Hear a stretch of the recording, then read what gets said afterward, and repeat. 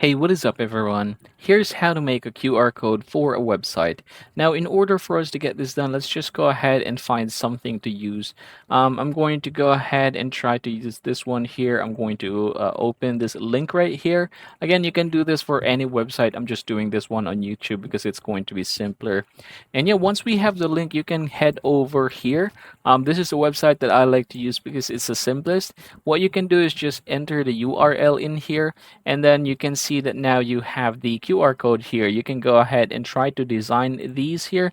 There are different customizations that you can use here, but I like to use the simpler one. So once we have the QR code there, just go ahead and hit the download button right here. And then I'm going to go ahead and name this one sample QR code, just like so. And then I can just go over and click download right here.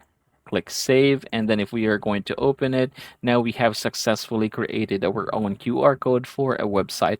And that, everybody, is how you are going to get this done. I hope this video helps you out.